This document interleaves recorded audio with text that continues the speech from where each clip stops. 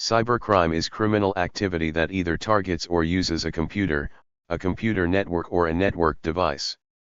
Most cybercrime is committed by cybercriminals or hackers who want to make money.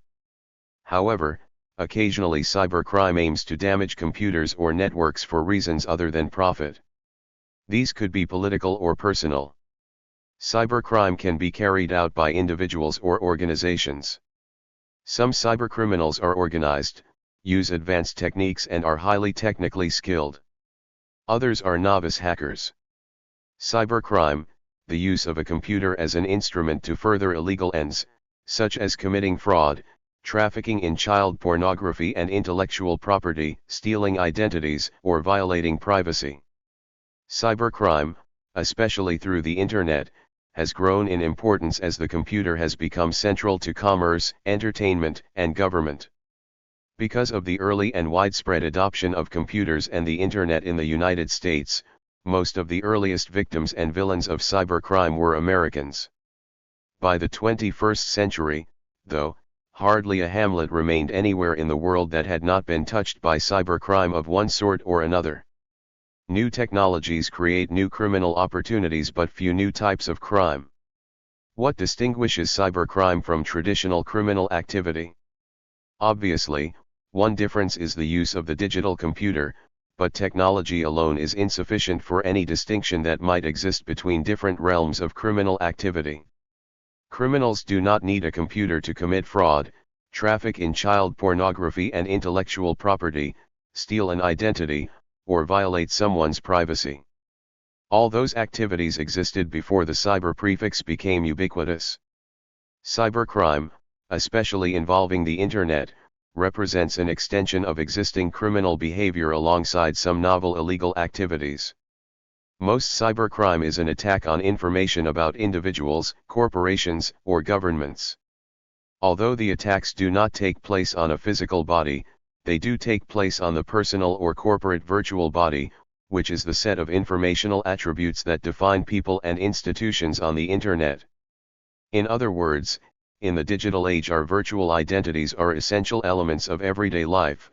We are a bundle of numbers and identifiers in multiple computer databases owned by governments and corporations.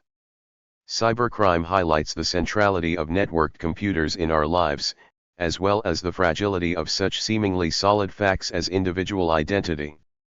An important aspect of cybercrime is its non-local character. Actions can occur in jurisdictions separated by vast distances. This poses severe problems for law enforcement since previously local or even national crimes now require international cooperation. For example, if a person accesses child pornography located on a computer in a country that does not ban child pornography, is that individual committing a crime in a nation where such materials are illegal? Where exactly does cybercrime take place? Cyberspace is simply a richer version of the space where a telephone conversation takes place, somewhere between the two people having the conversation. As a planet-spanning network, the Internet offers criminals multiple hiding places in the real world as well as in the network itself. However, just as individuals walking on the ground leave marks that a skilled tracker can follow, cybercriminals leave clues as to their identity and location, despite their best efforts to cover their tracks. In order to follow such clues across national boundaries, though, international cybercrime treaties must be ratified. In 1996 the Council of Europe, together with government representatives from the United States, Canada, and Japan, drafted a preliminary international treaty covering computer crime. Around the world, civil libertarian groups immediately protested provisions in the treaty requiring Internet service providers, ISPs, to store information on their customers' transactions and to turn this information over on demand. Work on the treaty proceeded nevertheless, and on November 23, 2001, the Council of Europe Convention on Cybercrime was signed by 30 states. The convention came into effect in 2004. Additional protocols, covering terrorist activities and racist and xenophobic cybercrimes, were proposed in 2002 and came into effect in 2006. In addition, various national laws, such as the USA Patriot Act of 2001, have expanded law enforcement's power to monitor and protect computer networks. Cybercrime ranges across a spectrum of activities. At one end are crimes that involve fundamental breaches of personal or corporate privacy, such as assaults on the integrity of information held in digital depositories and the use of illegally obtained digital information to harass, harm, or blackmail a firm or individual. These new cyber capabilities have caused intense debate. Pegasus spyware, for instance, according to its creator, the Israeli cyber intelligence firm NSO Group, is sold exclusively to government security and law enforcement agencies and only for the purpose of aiding rescue operations and battling criminals, such as money launderers, sex and drug traffickers, and terrorists. Yet, the smartphone-attached spyware, which can steal private data without leaving an obvious trace of its activities, has been widely used covertly by governments to track politicians, government leaders, human rights activists, dissidents, and journalists. It was even used to track Saudi journalist and U.S. resident Jamal Khashoggi months before his murder and dismemberment by Saudi agents in October 2018. Also at this end of the spectrum is the growing crime of identity theft. Midway along the spectrum lie transaction-based crimes such as fraud, trafficking in child pornography, digital piracy, money laundering, and counterfeiting. These are specific crimes with specific victims, but the criminal hides in the relative anonymity provided by the Internet. Another part of this type of crime involves individuals within corporations or government bureaucracies deliberately altering data for either profit or political objectives. At the other end of the spectrum are those crimes that involve attempts to disrupt the actual workings of the Internet. These range from spam, hacking, and denial of service attacks against specific sites to acts of cyberterrorism, that is, the use of the Internet to cause public disturbances and even death. Cyberterrorism focuses upon the use of the Internet by non-state actors to affect a nation's economic and technological infrastructure. Since the September 11 attacks of 2001, public awareness of the threat of cyberterrorism has grown dramatically. Identity theft and invasion of privacy. Cybercrime affects both a virtual and a real body, but the effects upon each are different. This phenomenon is clearest in the case of identity theft. In the United States, for example, individuals do not have an official identity card but a social security number that has long served as a de facto identification number. Taxes are collected on the basis of each citizen's social security number, and many private institutions use the number to keep track of their employees, students, and patients. Access to an individual's social security number affords the opportunity to gather all the documents related to that person's citizenship, i.e., to steal his identity.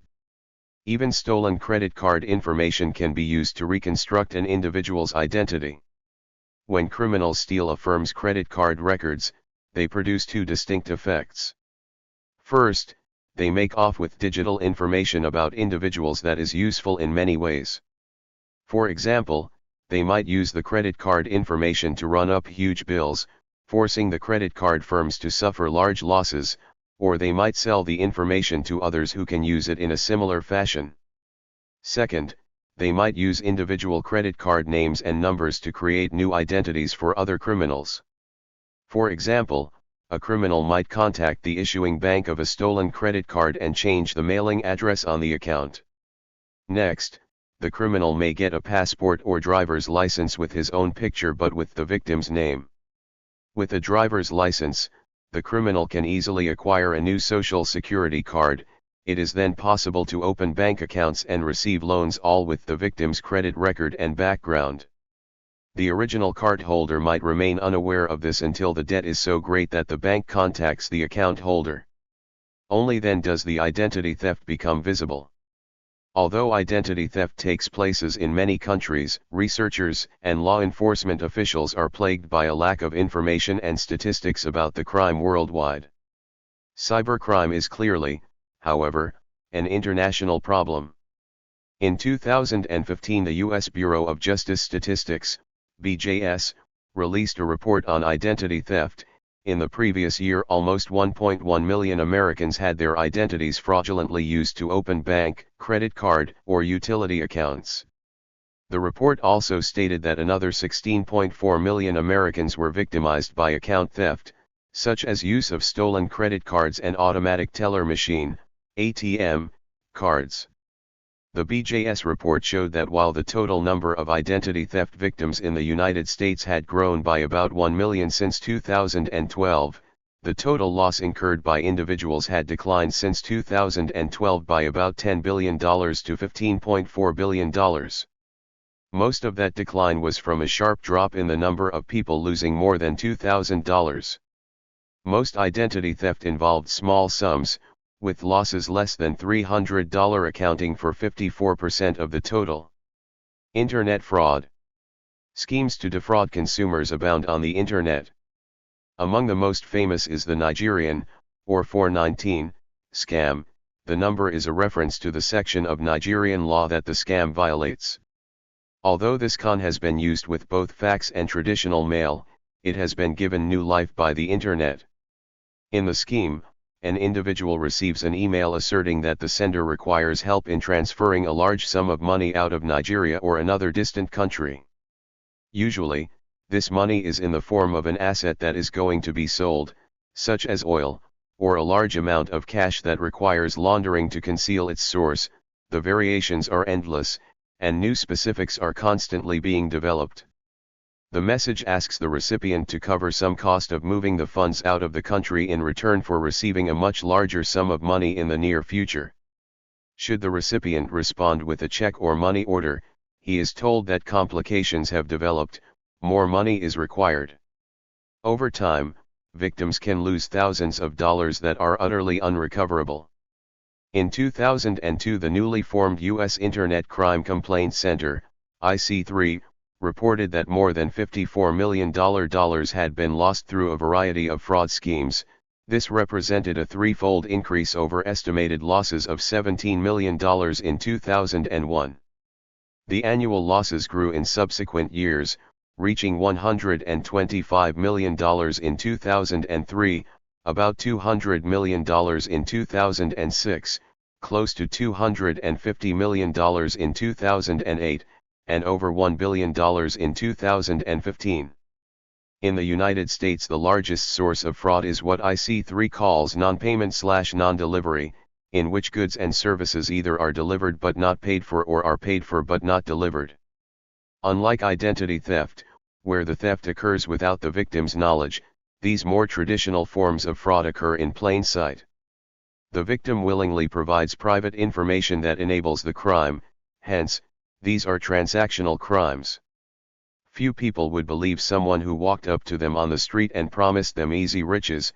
However, receiving an unsolicited email or visiting a random web page is sufficiently different that many people easily open their wallets.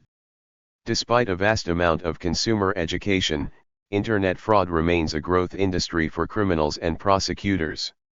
Europe and the United States are far from the only sites of cybercrime. South Korea is among the most wired countries in the world, and its cybercrime fraud statistics are growing at an alarming rate. Japan has also experienced a rapid growth in similar crimes. ATM fraud. Computers also make more mundane types of fraud possible. Take the automated teller machine, ATM, through which many people now get cash. In order to access an account, a user supplies a card and personal identification number, PIN. Criminals have developed means to intercept both the data on the card's magnetic strip as well as the user's PIN. In turn, the information is used to create fake cards that are then used to withdraw funds from the unsuspecting individual's account. For example, in 2002, the New York Times reported that more than 21,000 American bank accounts had been schemed by a single group engaged in acquiring ATM information illegally. A particularly effective form of fraud has involved the use of ATMs in shopping centers and convenience stores. These machines are freestanding and not physically part of a bank. Criminals can easily set up a machine that looks like a legitimate machine. Instead of dispensing money, however, the machine gathers information on users and only tells them that the machine is out of order after they have typed in their PINs. Given that ATMs are the preferred method for dispensing currency all over the world, ATM fraud has become an international problem. Wire fraud. The international nature of cybercrime is particularly evident with wire fraud. One of the largest and best organized wire fraud schemes was orchestrated by Vladimir Levin, a Russian programmer with a computer software firm in St. Petersburg. In 1994, with the aid of dozens of Confederates, Levin began transferring some $10 million from subsidiaries of Citibank, N.A., in Argentina and Indonesia to bank accounts in San Francisco, Tel Aviv, Amsterdam, Germany, and Finland. According to Citibank, all but $400,000 was eventually recovered as Levin's accomplices attempted to withdraw the funds. Levin himself was arrested in 1995 while in transit through London's Heathrow Airport. At the time, Russia had no extradition treaty for cybercrime. In 1998, Levin was finally extradited to the United States, where he was sentenced to 3 years in jail and ordered to reimburse Citibank $240,015. Exactly how Levin obtained the necessary account names and passwords has never been disclosed, but no Citibank employee has ever been charged in connection with the case. Because a sense of security and privacy are paramount to financial institutions, the exact extent of wire fraud is difficult to ascertain. In the early 21st century, wire fraud remained a worldwide problem. File sharing and piracy. Through the 1990s, sales of compact discs, CDs, were the major source of revenue for recording companies. Although piracy, that is, the illegal duplication of copyrighted materials, had always been a problem, especially in the Far East, the proliferation on college campuses of inexpensive personal computers capable of capturing music off CDs and sharing them over high-speed, broadband, internet connections became the recording industry's greatest nightmare. In the United States, the recording industry, represented by the Recording Industry Association of America, RIA, attacked a single file-sharing service, Napster, which from 1999 to 2001 allowed users across the Internet access to music files, stored in the data compression format known as MP3, on other users' computers by way of Napster's central computer. According to the RIA, Napster users regularly violated the copyright of recording artists, and the service had to stop. For users, the issues were not so clear-cut. At the core of the Napster case was the issue of fair use. Individuals who had purchased a CD were clearly allowed to listen to the music, whether in their home stereo, automobile sound system, or personal computer.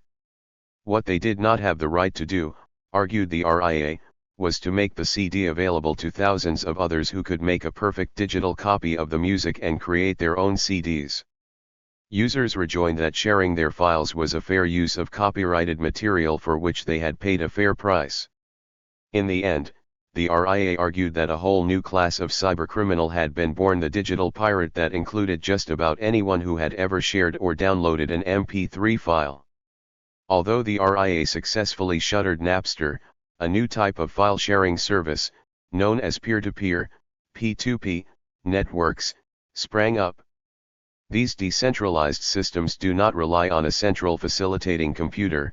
Instead, they consist of millions of users who voluntarily open their own computers to others for file sharing. The RIA continued to battle these file-sharing networks, demanding that ISPs turn over records of their customers who move large quantities of data over their networks, but the effects were minimal. The RIA's other tactic has been to push for the development of technologies to enforce the digital rights of copyright holders. So-called digital rights management, DRM, technology is an attempt to forestall piracy through technologies that will not allow consumers to share files or possess too many copies of a copyrighted work. At the start of the 21st century, copyright owners began accommodating themselves with the idea of commercial digital distribution. Examples include the online sales by the iTunes Store, run by Apple Incorporated, and Amazon.com of music, television shows, and movies in downloadable formats, with and without DRM restrictions. In addition, several cable and satellite television providers, many electronic game systems, Sony Corporation's PlayStation 3 and Microsoft Corporation's Xbox 360, and streaming services like Netflix developed video-on-demand services that allow customers to download movies and shows for immediate streaming or later playback. File sharing brought about a fundamental reconstruction of the relationship between producers, distributors, and consumers of artistic material. In America, CD sales dropped from a high of nearly 800 million albums in 2000 to less than 150 million albums in 2014. Although the music industry sold more albums digitally than it had CDs at its peak, revenue declined by more than half since 2000. As broadband internet connections proliferate, the motion picture industry faces a similar problem, although the digital video disc, DVD, came to market with encryption and various built-in attempts to avoid the problems of a video Napster. However, sites such as the Pirate Bay emerged that specialized in sharing such large files as those of movies and electronic games. Counterfeiting and forgery. File sharing of intellectual property is only one aspect of the problem with copies. Another more mundane aspect lies in the ability of digital devices to render nearly perfect copies of material artifacts. Take the traditional crime of counterfeiting. Until recently, creating passable currency required a significant amount of skill and access to technologies that individuals usually do not own, such as printing presses, engraving plates, and special inks. The advent of inexpensive, high-quality color copiers and printers has brought counterfeiting to the masses. Inkjet printers now account for a growing percentage of the counterfeit currency confiscated by the U.S. Secret Service. In 1995, inkjet currency accounted for 0.5% of counterfeit U.S. currency. In 1997, inkjet printers produced 19% of the illegal cash. By 2014, almost 60% of the counterfeit money recovered in the U.S. came from inkjet printers. The widespread development and use of computer technology prompted the U.S. Treasury to redesign U.S. paper currency to include a variety of anti-counterfeiting technologies. The European Union currency, or euro, had security designed into it from the start. Special features, such as embossed foil holograms and special ribbons and paper, were designed to make counterfeiting difficult. Indeed, the switch to the euro presented an unprecedented opportunity for counterfeiters of pre-existing national currencies. The great fear was that counterfeit currency would be laundered into legal euros. Fortunately, it was not the problem that some believed it would be. Nor is currency the only document being copied. Immigration documents are among the most valuable, and they are much easier to duplicate than currency. In the wake of the September 11 attacks, this problem came under increasing scrutiny in the United States. In particular, the U.S. General Accounting Office, GAO, issued several reports during the late 1990s and early 2000s concerning the extent of document fraud that had been missed by the Immigration and Naturalization Service, INS. Finally, a 2002 report by the GAO reported that more than 90% of certain types of benefit claims were fraudulent and further stated that immigration fraud was out of control. Partially in response to these revelations, the INS was disbanded and its functions assumed by the newly constituted U.S. Department of Homeland Security in 2003. Child pornography. With the advent of almost every new media technology, pornography has been its killer app, or the application that drove early deployment of technical innovations in search of profit. The Internet was no exception, but there is a criminal element to this business bonanza: child pornography, which is unrelated to the lucrative business of legal adult-oriented pornography. The possession of child pornography, defined here as images of children under age 18 engaged in sexual behavior, is illegal in the United States, the European Union, and many other countries, but it remains a problem that has no easy solution. The problem is compounded by the ability of kiddie porn websites to disseminate their material from locations, such as states of the former Soviet Union as well as Southeast Asia, that lack cybercrime laws. Some law enforcement organizations believe that child pornography represents a $3 billion a year industry and that more than 10,000 internet locations provide access to these materials. The internet also provides pedophiles with an unprecedented opportunity to commit criminal acts through the use of chat rooms to identify and lure victims. Here the virtual and the material worlds intersect in a particularly dangerous fashion. In many countries, state authorities now pose as children in chat rooms. Despite the widespread knowledge of this practice, pedophiles continue to make contact with these children in order to meet them offline. That such a meeting invites a high risk of immediate arrest does not seem to deter pedophiles. Interestingly enough, it is because the internet allows individual privacy to be breached that the authorities are able to capture pedophiles. Hacking. While breaching privacy to detect cybercrime works well when the crimes involve the theft and misuse of information, ranging from credit card numbers and personal data to file sharing of various commodities, music, video, or child pornography, what of crimes that attempt to wreak havoc on the very workings of the machines that make up the network? The story of hacking actually goes back to the 1950s, when a group of freaks, short for phone freaks, began to hijack portions of the world's telephone networks, making unauthorized long-distance calls and setting up special party lines for fellow freaks. With the proliferation of computer bulletin board systems, BBSs, in the late 1970s, the informal freaking culture began to coalesce into quasi-organized groups of individuals who graduated from the telephone network to hacking corporate and government computer network systems.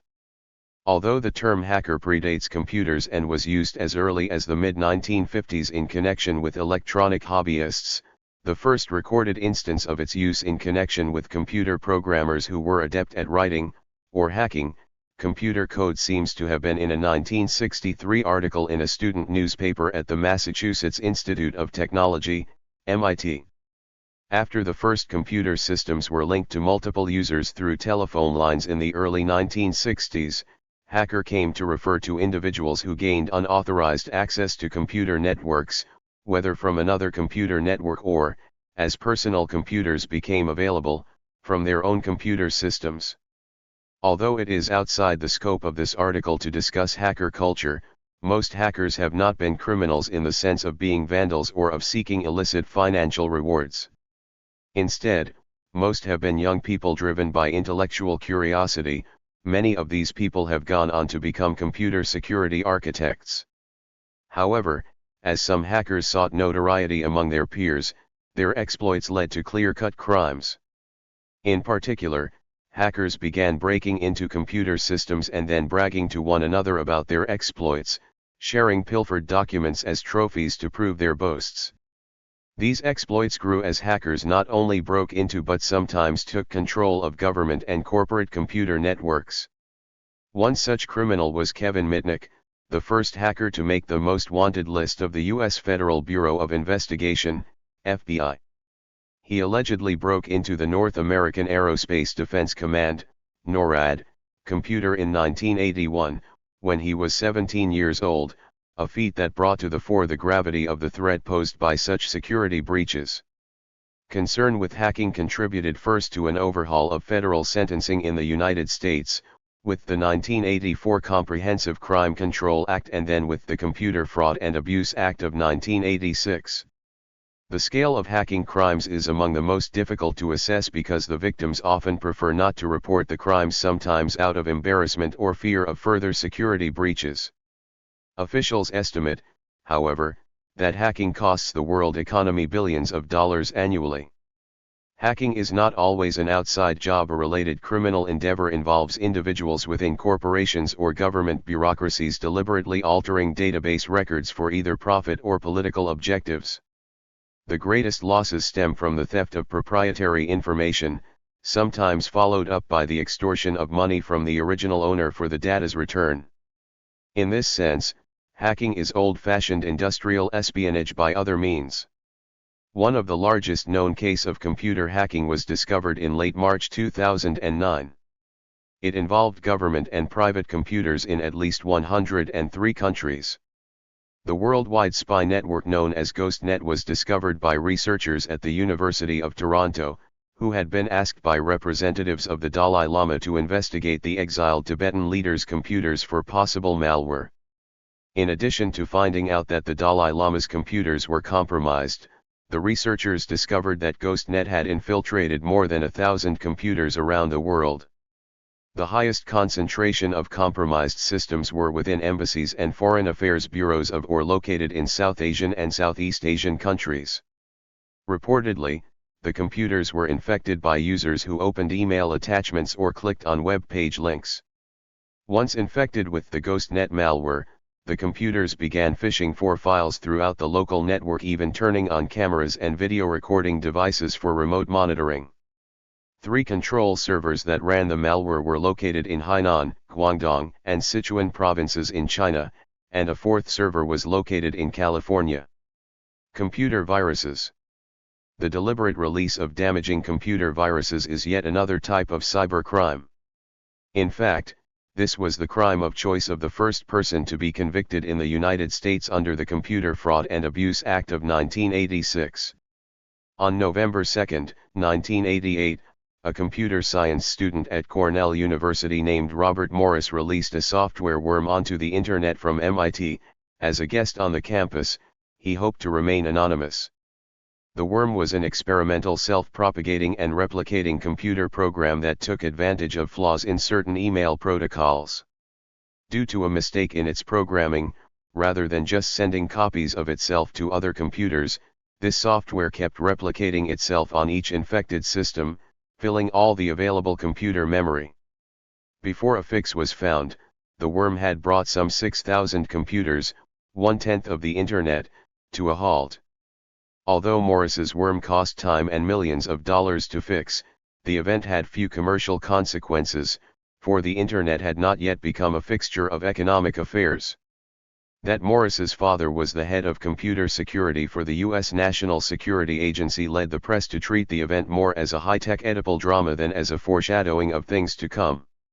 Since then, ever more harmful viruses have been cooked up by anarchists and misfits from locations as diverse as the United States, Bulgaria, Pakistan, and the Philippines. Denial of service attacks. Compare the Morris worm with the events of the week of February 7, 2000, when Mafiaboy, a 15-year-old Canadian hacker, orchestrated a series of denial of service attacks, DOS, against several e-commerce sites, including Amazon.com and eBay.com. These attacks used computers at multiple locations to overwhelm the vendors' computers and shut down their World Wide Web, www, sites to legitimate commercial traffic. The attacks crippled internet commerce, with the FBI estimating that the affected sites suffered $1.7 billion in damages. In 1988 the Internet played a role only in the lives of researchers and academics. By 2000 it had become essential to the workings of the US government and economy. Cybercrime had moved from being an issue of individual wrongdoing to being a matter of national security. Distributed DOS attacks are a special kind of hacking. A criminal salts an array of computers with computer programs that can be triggered by an external computer user. These programs are known as Trojan horses since they enter the unknowing user's computers as something benign, such as a photo or document attached to an email. At a pre-designated time, this Trojan horse program begins to send messages to a predetermined site. If enough computers have been compromised, it is likely that the selected site can be tied up so effectively that little if any legitimate traffic can reach it. One important insight offered by these events has been that much software is insecure, making it easy for even an unskilled hacker to compromise a vast number of machines. Although software companies regularly offer patches to fix software vulnerabilities, not all users implement the updates, and their computers remain vulnerable to criminals wanting to launch DOS attacks. In 2003 the Internet service provider PSINet Europe connected an unprotected server to the Internet. Within 24 hours the server had been attacked 467 times, and after 3 weeks more than 600 attacks had been recorded. Only vigorous security regimes can protect against such an environment. Despite the claims about the pacific nature of the Internet, it is best to think of it as a modern example of the Wild West of American lore with the sheriff far away. Spam, steganography, and email hacking. Email has spawned one of the most significant forms of cybercrime: spam, or unsolicited advertisements for products and services, which experts estimate to comprise roughly 50% of the email circulating on the Internet. Spam is a crime against all users of the Internet, since it wastes both the storage and network capacities of ISPs, as well as often simply being offensive. Yet, despite various attempts to legislate it out of existence, it remains unclear how spam can be eliminated without violating the freedom of speech in a liberal democratic polity. Unlike junk mail, which has a postage cost associated with it, spam is nearly free for perpetrators. It typically costs the same to send 10 messages as it does to send 10 million. One of the most significant problems in shutting down spammers involves their use of other individuals' personal computers. Typically, numerous machines connected to the Internet are first infected with a virus or Trojan horse that gives the spammer secret control. Such machines are known as zombie computers, and networks of them, often involving thousands of infected computers, can be activated to flood the Internet with spam or to institute DOS attacks. While the former may be almost benign, including solicitations to purchase legitimate goods, DOS attacks have been deployed in efforts to blackmail websites by threatening to shut them down. Cyber experts estimate that the United States accounts for about 1/4 of the 4 to 8 million zombie computers in the world and is the origin of nearly 1/3 of all spam. Email also serves as an instrument for both traditional criminals and terrorists. While libertarians laud the use of cryptography to ensure privacy in communications, criminals and terrorists may also use cryptographic means to conceal their plans. Law enforcement officials report that some terrorist groups embed instructions and information in images via a process known as steganography, a sophisticated method of hiding information in plain sight. Even recognizing that something is concealed in this fashion often requires considerable amounts of computing power. Actually decoding the information is nearly impossible if one does not have the key to separate the hidden data. In a type of scam called business email compromise, BEC, an email sent to a business appears to be from an executive at another company with which the business is working. In the email, the executive asks for money to be transferred into a certain account. The FBI has estimated that BEC scams have cost American businesses about $750 million. Sometimes email that an organization would wish to keep secret is obtained and released. In 2014, hackers calling themselves Guardians of Peace released email from executives at the motion picture company Sony Pictures Entertainment, as well as other confidential company information. The hackers demanded that Sony Pictures not release the interview, a comedy about a CIA plot to assassinate North Korean leader Kim Jong-un, and threatened to attack theaters that showed the movie. After American movie theater chains canceled screenings, Sony released the movie online and in limited theatrical release. Email hacking has even affected politics. In 2016, email at the Democratic National Committee, DNC, was obtained by hackers believed to be in Russia. Just before the Democratic National Convention, the media organization WikiLeaks released the email, which showed a marked preference of DNC officials for the presidential campaign of Hillary Clinton over that of her challenger Bernie Sanders. DNC chairperson Debbie Wasserman Schultz resigned, and some American commentators speculated that the release of the email showed the preference of the Russian government for Republican nominee Donald Trump. Sabotage. Another type of hacking involves the hijacking of a government or corporation website. Sometimes these crimes have been committed in protest over the incarceration of other hackers. In 1996, the website of the U.S. Central Intelligence Agency, CIA, was altered by Swedish hackers to gain international support for their protest of the Swedish government's prosecution of local hackers, and in 1998 the New York Times' website was hacked by supporters of the incarcerated hacker Kevin Mitnick. Still other hackers have used their skills to engage in political protests. In 1998 a group calling itself the Legion of the Underground declared cyber war on China and Iraq in protest of alleged human rights abuses and a program to build weapons of mass destruction, respectively. In 2007, Estonian government websites, as well as those for banks and the media, were attacked. Russian hackers were suspected because Estonia was then in a dispute with Russia over the removal of a Soviet war memorial in Tallinn. Sometimes a user's or organization's computer system is attacked and encrypted until a ransom is paid. The software used in such attacks has been dubbed ransomware. The ransom usually demanded is payment in a form of virtual currency, such as Bitcoin. When data are of vital importance to an organization, sometimes the ransom is paid.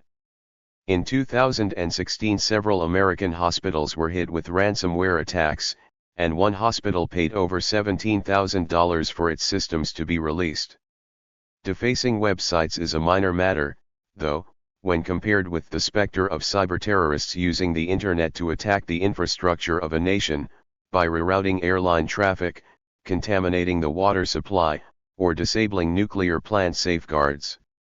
One consequence of the September 11 attacks on New York City was the destruction of a major telephone and internet switching center. Lower Manhattan was effectively cut off from the rest of the world, save for radios and cellular telephones. Since that day, there has been no other attempt to destroy the infrastructure that produces what has been called that consensual hallucination, cyberspace. Large-scale cyberwar, or information warfare, has yet to take place, whether initiated by rogue states or terrorist organizations, although both writers and policy makers have imagined it in all too great detail. In late March 2007, the Idaho National Laboratory released a video demonstrating what catastrophic damage could result from utility systems being compromised by hackers. Several utilities responded by giving the U.S. government permission to run an audit on their systems. In March 2009, the results began to leak out with a report in the Wall Street Journal. In particular, the report indicated that hackers had installed software in some computers that would have enabled them to disrupt electrical services. Homeland Security spokeswoman Amy Cudway affirmed that no disruptions had occurred, though further audits of electric, water, sewage, and other utilities would continue. Thank you for watching this video.